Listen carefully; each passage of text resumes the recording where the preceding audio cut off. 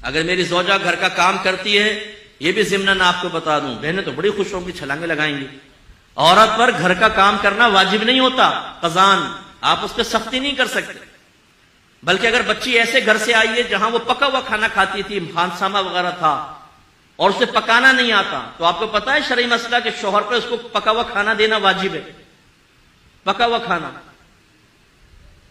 بیوی کے اوپر کپڑے دھونا، برتن دھونا، استری کرنا، بچے سنبھالنا کوئی واجب نہیں ہے، دودھ بھی پلانا ماں پر واجب نہیں ہوتا، ہاں اگر بچہ کسی اور ماں کا دودھ قبول نہ کرے تو الگ بات ہے، پھر اس کو پلانا واجب ہوگا، ورنہ ماں پہ دودھ تک پلانا بچے کو واجب نہیں ہوتا۔ یہ آپ نے دین کبھی سیکھا ہے؟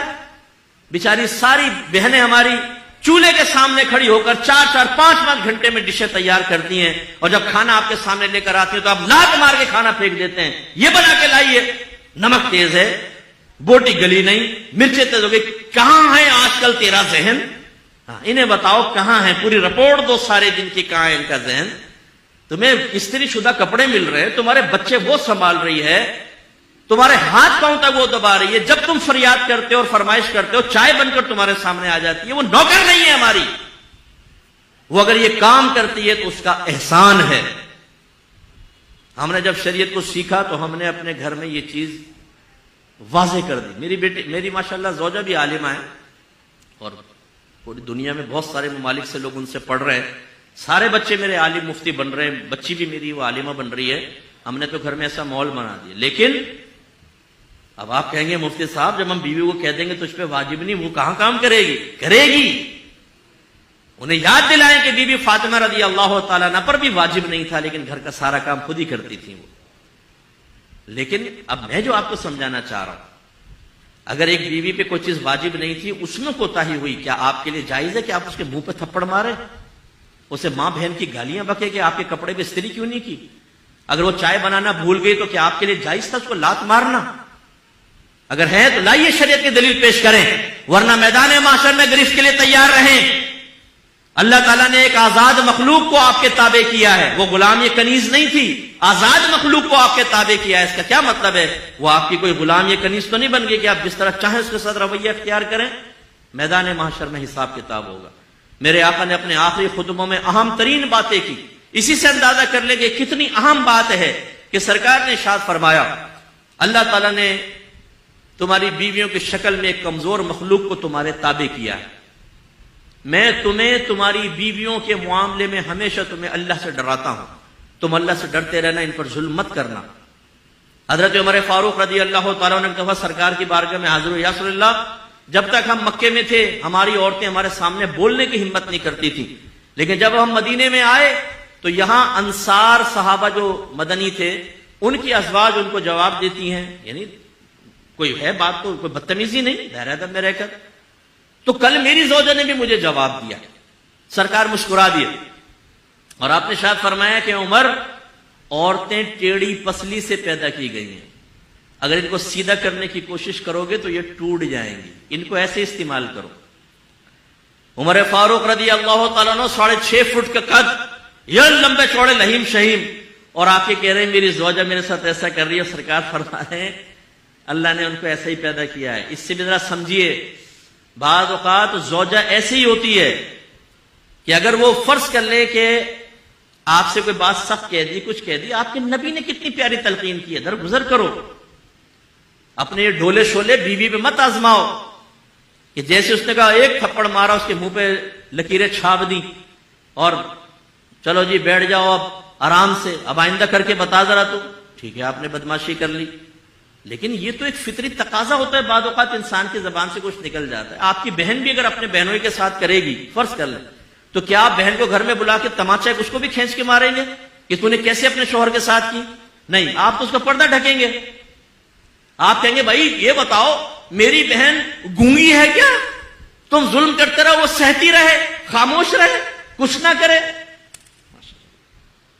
قربان جائیں آپ کے اوپر، بہن آئی تو کچھ نہ بولے، بیوی آئی تو منہ سیدھو اس کا۔ بالکل ہمارے گھروں میں یہ جو غلط چیزیں چل رہی ہیں، حد اعتدال سے آگے نکل جانا، اس کی طرف فکر کرنی چاہیے۔ لیکن میں نے کہیں غلط اس کو رخ نہ لے جائیں تو میں ایک آپ کو سنا دیتا ہوں ایک بات بھی۔ ایک بھائی نے کہا کہ یار میری بیوی کام ہی نہیں کر رہی گھر کا. جب اس کو کہا کہ کام کرو تو اس نے سنا دیے 2-4 کلپ کہ ہم پہ تو واجب ہی نہیں ہے گھر کا کام کرنا. تو پھر اس کو یہ ترکیب بتائے گی کہ تم ایسا کرو کہ اپنی زوجہ سے کہو کہ ٹھیک ہے تم پہ واجب نہیں، بالکل نہ کرو، لیکن شریعت نے مجھے دوسری شادی کرنے کی اجازت دی ہے اور دوسری بیوی میں اسی شرط پہ لے کر آؤں گا کہ گھر کی کام کرے گی، تم بالکل نہ کرو. پتہ چلا کہ بیوی نے کہا نہیں میں کرنے کے لیے تیار ہوں، تم یہ قدم نہ اٹھاؤ.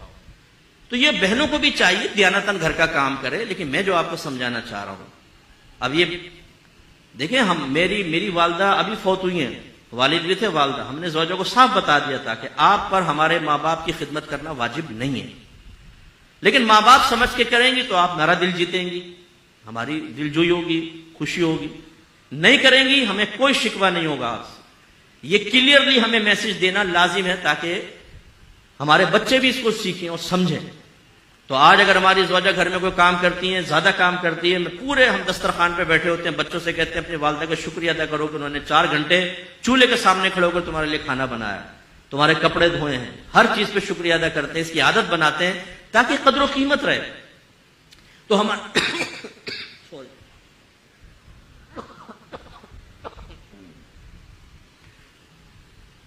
تو ہمارے گھروں میں جو یہ غلط چیزیں، رسومات، میں رسومات میں لوں گا، خاندانی رسومات میں، کہ بیوی کو دبا کر رکھو، بیوی کو بولنے نہ دو، اگر کچھ بولے تو تھپڑ مار دو منہ پہ، کچھ ذلیل اور بے عزت کرو بچوں کے سامنے، خاندان والوں کے سامنے. غلط چیزیں ان کو ختم کریں.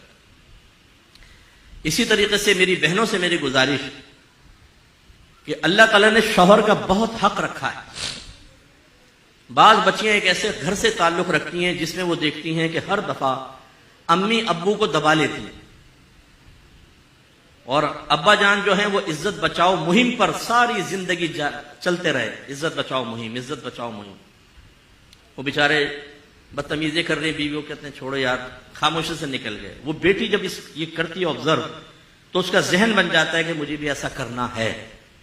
نتیجہ نکلتا ہے جب وہ دوسرے گھر میں جاتی ہے تو تربیتیں کامل نہ ہونے کی بنا پہ اس گھر کو جہنم بنا دیتی ہے بسا اوقات.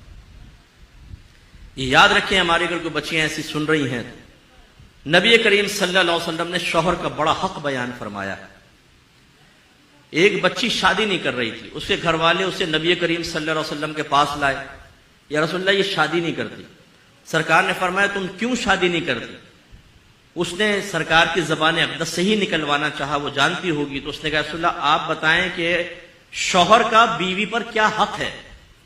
تو رحمت کونین صلی اللہ علیہ وسلم نے ارشاد فرمایا کہ شوہر کا بیوی پر یہ حق ہے کہ اگر اس کا پورا جسم خون اور پیپ سے بھرا ہو اور عورت اپنی زبان سے چاٹ کر اس کے بدن کو صاف کر دے تب بھی اس کا حق ادا نہیں کر سکتی. مراد کیا ہے؟ یہ معاذ اللہ یہ نہیں کہ کوئی حقیقت ایسا، مراد کیا ہے؟ یہ قابل نفرت کام ہے. یعنی عورت شوہر کا حق اسی وقت ادا کر سکتی ہے جب اس کی طرف سے آنے والی تلخیوں، کمیوں کے اوپر صبر کرے اور اللہ کی رضا کے لیے اس کا گزارا ساتھ دیتی رہے. اتنا حق رکھا ہے. اور ایک روایت میں فرمایا کہ اگر میں مخلوق کو سجدہ کرنے کا حکم دیتا تو بیویوں کو حکم دیتا کہ اپنے شوہروں کو سجدہ کریں، لیکن سجدہ تو صرف اللہ کے لیے ہی جائز ہے. اس سے ہماری وہ بہنیں ذرا درس حاصل کریں جو شوہر کو آنکھوں میں آنکھیں ڈال کے گفتگو کرتی ہیں، بعض اوقات تو گریبان پکڑ لیتی ہیں، ماں بہن کی گالیاں بکتی ہیں. ہمارے پاس تو کیسز آتے رہتے ہیں اس طرح کے بے شمار. وہ ایک بہن نے روتے ہوئے کہا مفتی صاحب میرے شوہر نے مجھے مارا پیٹا، گالیاں بکیں. تو میں چونکہ تجربہ کار ہوں ان چیزوں کا، تھوڑا سا تجربہ کار سے مراد لوگوں کے مسائل سننے کے اعتبار سے، یہ نہیں کہ گھر میں کوئی تجربے کر رہا ہوں. تو میں نے ان خاتون سے کہا کہ آپ پہلے تو رونا بند کریں، پھر مجھے سچ سچ بتائیے گا آپ نے کیا کیا تھا. کہنے کہ میں نے بھی گریبان پکڑ کے کھینچا تھا اور گالیاں کٹی سی.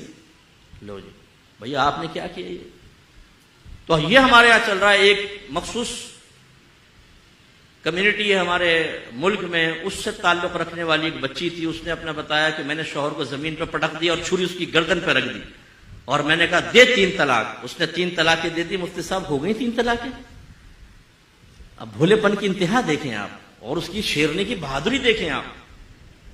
اب یہ لڑکی کیسے سے بہادر بن گئی؟ اپنی ماں کو دیکھا ہوگا، اپنی خالہ کو دیکھا ہوگا کہ ہر ایک نے لمبے ناخن رکھ کے منہ کے شوہر کے منہوں کو چھیلا ہے اور کچلا ہے، تو وہ بھی اس میں پڑ گئی. تو اس کا مطلب یہ ہوا کہ ڈس بیلنسی جو ہے وہ جانبین سے ہے اور بڑوں کی طرف سے بھی ہے، اور ان سب کا نتیجہ اور معال وہی ہوگا جو میں نے ابتدا کی، علم دین سے دوری، شریعت سے دوری۔ ہمیں پتہ ہی نہیں کیا کرنا ہے، کیا نہیں کرنا، کیسے کرنا ہے، کیسے نہیں کرنا۔ اپنی عقل، اپنے خاندان، اپنے دوستوں یا سہیلیوں یا بڑوں کے مشوروں سے جب آپ گھر چلائیں گے تو ہزارہا چیزیں شریعت کے خلاف ہوں گی اور ان کی بے برکتی آپ کے سامنے آئے گی۔